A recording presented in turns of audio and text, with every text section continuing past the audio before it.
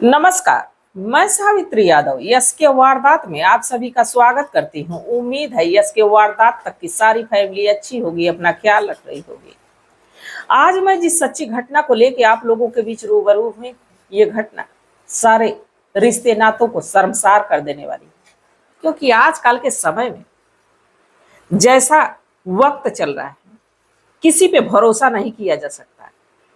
आप लोग तो देख ही रहे, ना माँ को बेटे का लिहाज रह गया और ना ही बेटे को माँ का लिहाज रह गया है।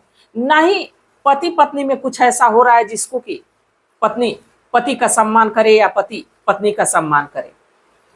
तमाम तरह के ऐसे रिश्ते टूटते हुए रौंदते हुए देखे जा रहे हैं। आज की जो घटना है ऐसी कुछ है। मैं बात कर रही हूँ हरियाणा प्रदेश का एक जिला लगता है करनाल। इसी करनाल का एक गांव सोहना, इसी सोहना में मैं बात कर रही हूँ 28 जो कि अप्रैल 2024 की। इस कुएं के पास कुछ लोग जाते हैं, उधर ही से रास्ता रहता है, उस गांव का जाना आना उधर ही से रहता है।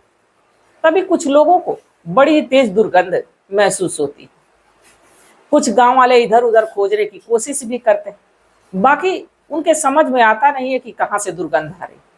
तभी कुछ वहां मवेशियों को चराने वाले लोग आते हैं। इसके बाद वो एक कुएं के पास, एक पेड़ के पास जाके बैठते हैं। वहां से इतनी तेज दुर्गंध रहती जिससे कि वो कुएं में झांकते, और जब झांकते तो उनके रोंगटे खड़े हो जाते हैं, क्योंकि उस कुएं के भीतर एक इंसानी डेड बॉडी पड़ी रहती है। अब जब गांव वाले देखते हैं तो तुरंत अपने स्थानीय पुलिस थाने में फोन करते हैं और पुलिस की एक टीम आती है, और तब तक गांव के भी सैकड़ों लोग वहां कुएं के पास इकट्ठा हो जाते हैं। 100 को निकाला जाता है, और जब 100 को निकाला जाता है तो 100 पानी में पूरी तरह फूल चुका रहता है। और उसकी पहचान होती सचिन, सचिन की, जो कि उसी गांव का रहने वाला, जिसकी उम्र लगभग 35 साल रहती। उसकी पत्नी को जब ये सूचना मिलती है, रामावती देवी, जिसकी उम्र लगभग 30 साल रहती, ये 2 बच्चों की माँ रहती। जब इसको ये सूचना मिलती है तो रोते बिलखते हुए वहां भागती है बेतहाशा। कभी बेहोश होती, कभी होश में आती। लोग उसको संभाल रहे होते। पुलिस की एक टीम पहुंचती है, जब इस डेड बॉडी को अपने कब्जे में लेती है, पोस्टमार्टम के लिए भेजती है। बाकी साथ ही सचिन के बारे में जब पता किया जाता है तो गांव वाले कहते हैं कि दारू शराब ज्यादा ही पीता था, तो हो सके दारू पी के इसने कुएं में छलांग लगा दी, हुए कुएं में गिर गया हो।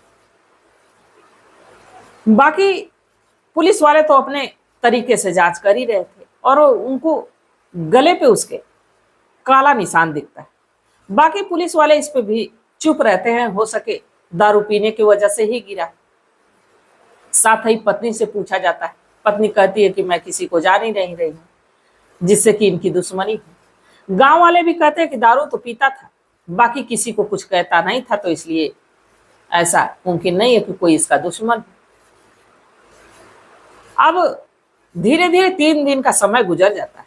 बाकी जैसे ही पोस्टमार्टम की रिपोर्ट आती है, पुलिस के रोंगटे खड़े हो जाते हैं, क्योंकि वो जो डेड बॉडी सचिन की मिली रहती, वो कुएं में गिरने से नहीं हुई रहती। दरअसल उसको गला घोट के पहले तो मारा गया रहता, इसके बाद उसे कुएं में डंप किया गया रहता। अब जब इस बात की सूचना पुलिस को लग जाती है तो पुलिस अपने तरीके से कई खबरियों को अलर्ट करती है और कहती है पता करने के लिए। खबरी भी अब लग जाते हैं काम पे।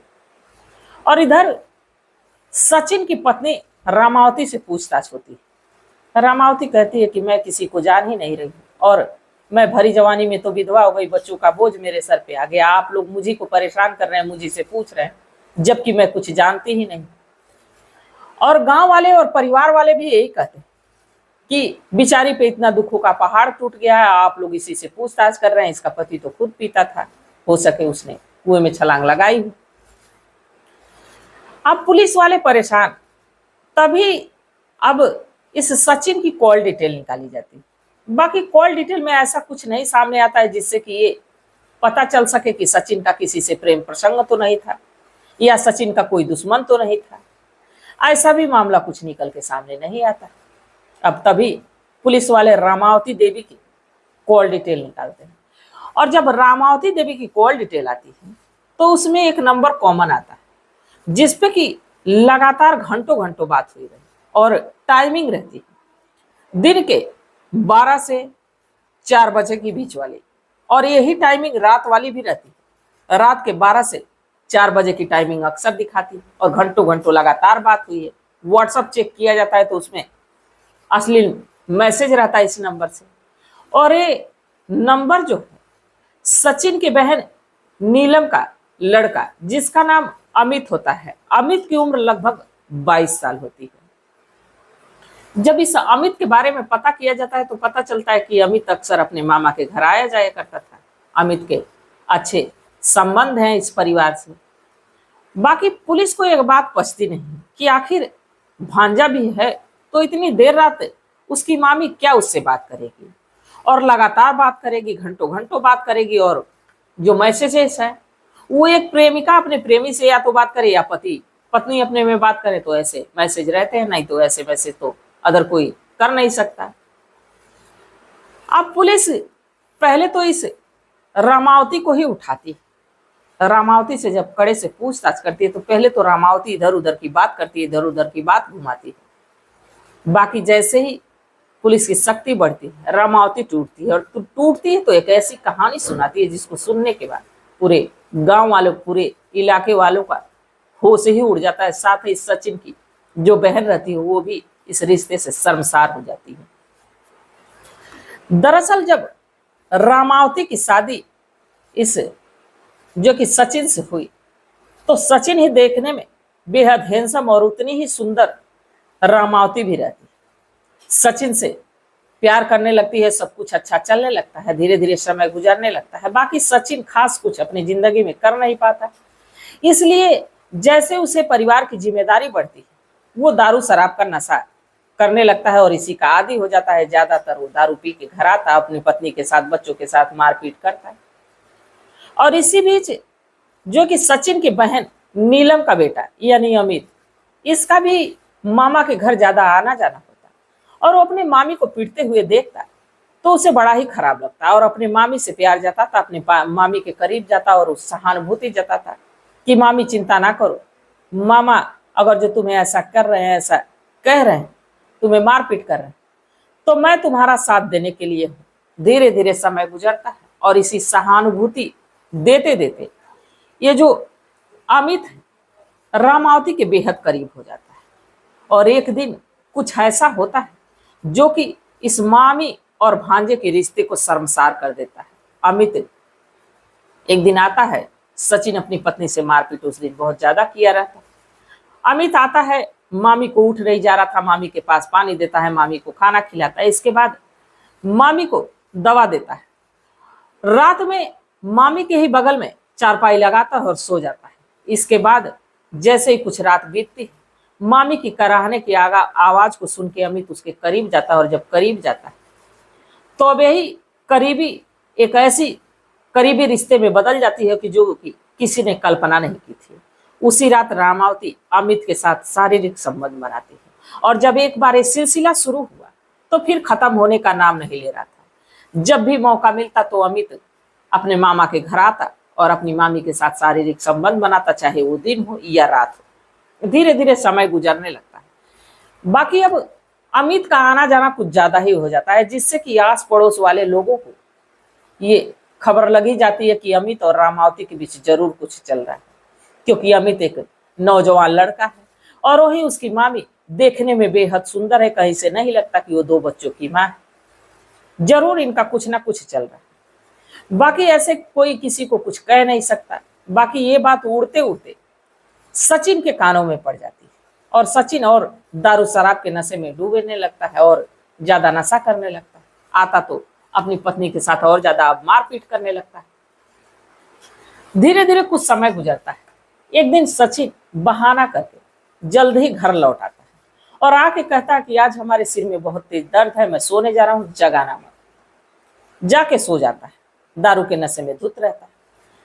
तभी कुछ देर के बाद ये जो अमित है ये भी अपने मामा के घर आता है और जब सारे लोग खाना पीना खा के सो जाते हैं अब अमित को भी लगता है कि मामा भी सो गए तो मामी के पास जाता है और जैसे मामी के पास जाता है, दोनों आपत्तिजनक स्थिति में होते हैं, एक दूसरे के साथ संबंध बना रहे हो। तभी ये जो सचिन, ये दबे पा उठता है और ये जानने की कोशिश करता है कि आखिर अमित कहाँ गया। तब तक एक कमरे से ऐसी कुछ आवाजें आ रही थी, उस कमरे के तरफ जाता है और जब कमरे के फांक से, दरवाजे के फांक से झांकने की कोशिश करता है तो जो नजारा देखता है, उसके बाद वो दरवाजा जोर जोर से पीटने लगता है, क्योंकि जो सचिन की पत्नी रामावती और जो सचिन का भांजा अमित रहता है, दोनों आपत्तिजनक स्थिति में रहते हैं, दोनों एक दूसरे के साथ संबंध बना रहे होते हैं। अब जब ये बात देखता है सचिन तो आग बबूला हो जाता है, दरवाजा पीटने लगता है। कुछ देर के बाद रामावती अपने कपड़े को पहनती है, दरवाजा खोलती है। बाकी जैसे ही दरवाजा खुलता है, अब वो अपनी पत्नी को मारने पीटने लगता है, साथ ही अमित को भी एक झापड़ देता है। बाकी अमित तो ये चीज बर्दाश्त कर लेता है कि उसको उसके मामा ने उसको मारा। बाकी जब रामावती को सचिन लगातार मारने लगता है तो ये चीज अमित को देख नहीं जाती है कि वो जिससे प्यार करता है, जिसको इतना चाहता है, उसको कोई मार रहा है। इसके बाद जो सचिन की पत्नी उसी के दुपट्टे को लेता है और सचिन के गले में लपेटता है और भांजा इतनी देर तक खींचता है कि जब तक मामा की जान ना निकले। जब सचिन मर जाता है तो अमित के आंखें खुलती, होश आता है कि ये तो मर गया, अब क्या होगा। फिर इसके बाद मामी और भांजा दोनों प्लान बनाते हैं। अमित अपने ही कंधे पे अपने मामा की डेड बॉडी लादता है और गांव के कुएं में डाल के चला आता है। इसके बाद अपनी मामी के साथ पूरी रात गुजारता है। इसके बाद भी ये शारीरिक संबंध बनाते हैं। जैसे सुबह होती है अमित चला जाता है। और इधर जो है कि सचिन की पत्नी ये सबसे कहती फिरती है कि वो कंपनी गए, अभी तक लौट के नहीं आए, पता नहीं कहाँ दारू शराब पी के पलटे होंगे, ऐसे कहती है। कुछ गांव वाले भी इस पे विश्वास कर लेते हैं, भरोसा कर लेते हैं कि सही बात है, रोज दारू शराब पी के मारा पीटी करता है, कहीं पड़ा हो। बाकी जैसे 2-3 दिन का समय गुजरता है, सचिन की डेड बॉडी कुएं से आती है और जब कुएं से आती है तो सारी खोजबीन होती है और जब खोजबीन होती है तो सच्चाई निकल के सामने आती है। अब जैसे ही रामावती इस सच को कबूलती है, इस अमित को भी गिरफ्तार किया जाता है और दोनों को जेल के सलाखों के पीछे डाल दिया जाता है इस सचिन के कत्ल के जुर्म में। तो इस रिश्ते को क्या किया कहा जाए? क्या अगर जो पति दारू पीने वाला निकल गया तो पत्नी भी क्या दारू पी रही? उसको अपने बाल बच्चों की परवाह नहीं, उसके अपने गृहस्थी की परवाह नहीं, और इसे ऐसे उल्टे सुल्टे कदम उठा के अपनी गृहस्थी को बर्बाद कर दी। अब तो 2 बच्चों की जिम्मेदारी, वो तो बच्चे अनाथ हो गए, पिता इस दुनिया को छोड़ के चला गया, माँ जेल के भीतर चली गई, बच्चे अब जिंदगी भर पिसते रहे। तो इस घटना को सुनाने का मेरा उद्देश्य यह नहीं था कि किसी की भावनाओं को ठेस पहुंचाई जाए, किसी को आहत किया जाए, बल्कि बस इसलिए कि लोगों को जागरूक किया जाए, लोगों को सचेत किया जाए। तो इस घटनाक्रम पे आप लोग क्या सोचते हैं? आप लोगों की क्या सलाह, कमेंट सेक्शन में जरूर बताइएगा। और कुछ हमारे भाई बहन जो कि कमेंट किए हैं, महेश यादव जी मैनपुरी से, और गजराज सिंह जी, राधेश्याम कुमावत जी, धनराज जी, जेपी वर्मा जी, दीन दयाल मौर्य जी, श्रीनाथ पाल जी मुंबई से, आप सभी ने ना सिर्फ कमेंट किया, ना सिर्फ आप लोगों ने अपनी राय दी, अपनी सलाह दी, बल्कि तहे दिल से आप लोगों ने मेरा साथ दिया। इसके लिए आप लोगों को भी तहे दिल से धन्यवाद, तहे दिल से शुक्रिया कि आप लोगों ने इतना मेरा साथ दिया, इतना सपोर्ट किया।